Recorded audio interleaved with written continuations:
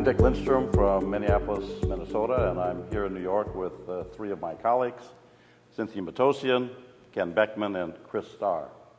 And our goal here this morning is to talk about tear film osmolarity testing and to dispel some of the misconceptions that we hear when we're out talking with our colleagues about this test.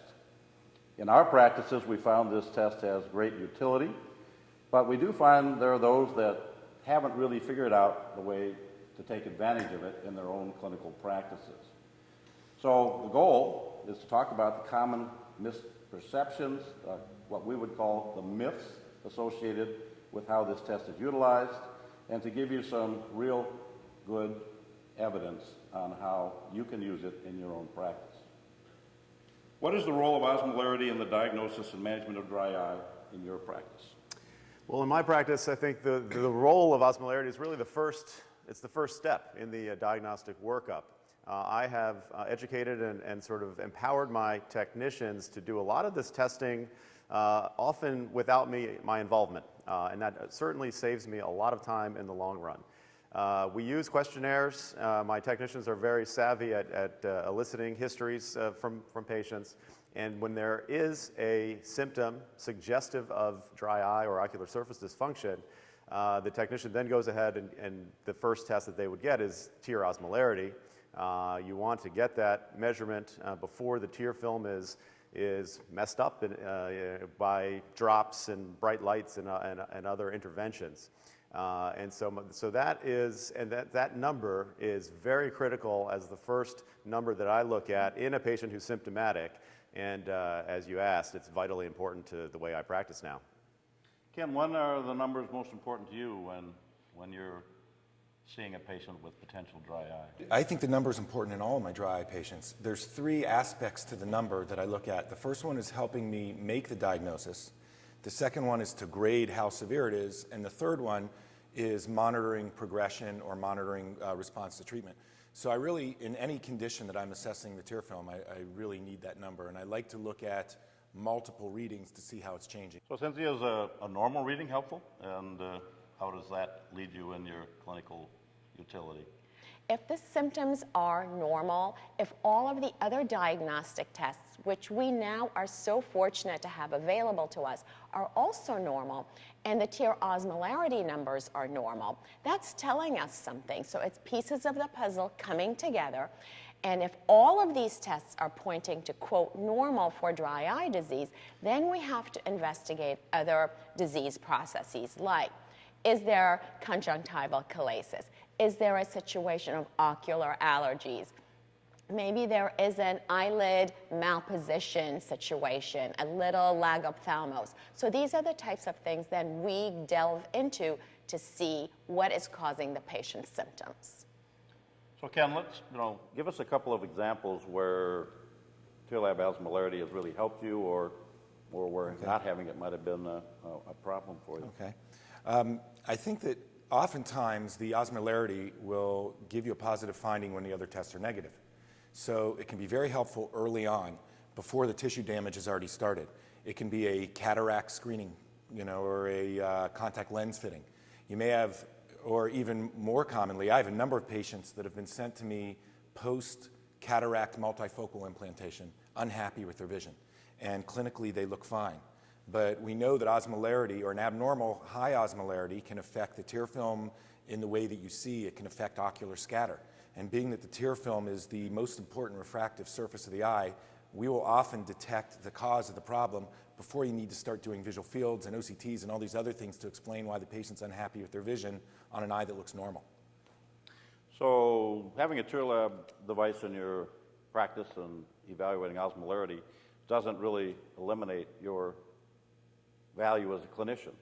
So how do you incorporate this into all the other things that you do? Is it an adjunct or a replacement for anything? Yeah, it's certainly an adjunct, and I think it's point-of-care diagnostic testing, whether it's TearLab or something else. It certainly helps you as a clinician, but it doesn't take the place of clinical acumen, a good exam. In my practice, it has replaced certain things. Schirmer test I do not do very often anymore. I find that that's a test that's useful in some situations, but as a day-to-day test, osmolarity has largely replaced that in my practice. I still look at the ocular surface in all my patients, but walking into the room with this TearLab number, and if it's very high, I know already with a very high positive predictive value and sensitivity that this patient has severe dry eye disease. It does make my exam a little quicker, simply because I kind of know the diagnosis walking in. I take a look at the ocular surface. It's confirmed usually by very obvious signs of disease as well. What I do find, though, is that when the osmolarity measurement is normal in a patient with, as Cynthia was mentioning, normal in a patient with very significant symptoms that might be ocular surface dysfunction, dry eye disease, or something else, then my exam is sort of geared toward finding what that other thing is that's causing these symptoms, but it's probably not traditional dry eye disease. Chris, I agree with what you're saying about some of the other tests, in particular the Schirmer. I use it if I'm considering putting punctal plugs in because I want to make sure that they're deficient because I don't want to cause a secondary epiphora. But I do agree the osmolarity is part of every dry eye evaluation where those other tests may be just used from time to time. Go ahead, Cynthia. One other point I wanted to add to all the points that both Chris and Ken just made is the importance of doing this test prior to cataract surgery. You touched on that. It's critically important to get an assessment on the health of the tear film prior to planning cataract surgery and prior to doing all your preoperative measurements. The healthier the tear film, the more accurate your data is going to be. Therefore, you're going to have less refractive surprises. And if you tell the patient ahead of time that they have a preoperative disease process like dry eye, then they will not blame you after the surgery if they end up with some ocular surface issues. So a lot of us have changed the way we practice really now that we have these point-of-care diagnostic tests like tear film osmolarity and others, including MMP9 and the like, to where we've empowered our technicians to really make some of these judgments. And we'll have a small number of questions asked. Some people use a questionnaire. If there's any evidence of dry eye, then we've empowered our technicians to do this test. I do it on every preoperative patient because I don't want to do a LASIK or a premium IOL on a dry eye. Sometimes they'll also see evidence of dry eye when they do a topography, and they might then go back and get me a tear film osmolarity. So to really make this flow in our practice, I think the best way is to start right when the patients first come in and they're asking the first few questions and see whether or not there's any triggers to make us want to have a tear film osmolarity. Do you all do kind of the same thing? Absolutely. Yes. Yes. So, wholeheartedly, yeah. I think it doesn't take much to educate. The technicians are pretty savvy to begin with. And they've been around the eyes and the ocular surface and working up patients for years in many cases. And to add this extra little bit of education, they take to it very easily. And they really, truly, at least in my practice, like having that being empowered, right, to do these tests and sort of make these decisions. Very rarely will they sort of come to me and say, what do you think? This patient has X, Y, and Z. Should I get, they know exactly when to do it appropriately in virtually 99% of the cases with very little education up front by me and time down. And ultimately, all of that training and their experience actually saves me as a clinician a lot of time, especially when you add up each encounter each day over the weeks and months that we've had this, in years now that we've had this device. I've saved a lot of time thanks to my technicians. Dick, to add on to what Cynthia said on these pre-op cataract evaluations, we've all seen the article that Cynthia was one of the co-authors on, looking at the effect of osmolarity on K readings prior to cataract surgery. So in the same way that a glaucoma specialist has to know the corneal thickness before they can really assess the intraocular pressure, I think now you really need to know what's going on with the tear film osmolarity if you're going to take K readings for cataract surgery. So I agree with you. I like to get the osmolarity before I do cataract surgery because if you don't have a good tear film prior to surgery, you may get the wrong lens. And even if you get the lens right, you may have post-op aberrations that are going to affect their outcome as well. So you really need to know this going into surgery. Especially LASIK for me.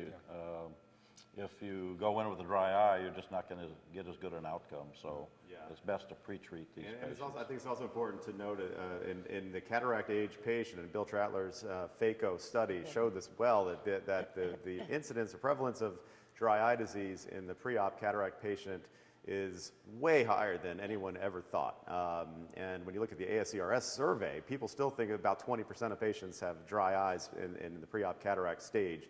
But this phaco study showed it was closer to about 80% of people had very significant stage 3 dry eye disease. And a lot of those patients, weren't complaining about it. They had not had a prior diagnosis of dry eye disease. And so when you're sort of focusing on that cataract and doing surgery and all of the preoperative counseling and all that goes into that, sometimes the dry eye gets swept under the rug. But we know that also with various incisions, whether it be cataract or LASIK or PRK or whatever, we're going to have an effect on the corneal nerves. That eye is probably going to get drier afterwards. And if it's a premium IOL or a laser vision correction patient who expects perfection, as they all do these days, you're going to have a lot of trouble if you don't identify this preoperatively. It's great that you brought up that study because it had such a high number of patients at level 2 and 3. Yeah. So by definition, they have corneal surface disease. They have epithelial breakdown, SPK, possibly filaments. So there's no way a K reading can be accurate. There's no way a topography can be accurate. You're just playing Russian roulette with your lens selection. And that's exactly what our study showed. The numbers in hyperosmolar patients were so unpredictable that from visit to visit, sometimes we had up to 3.5 diopters of astigmatic change in their measurements. That's huge. Think of how that's going to relate to an IOL power calculation.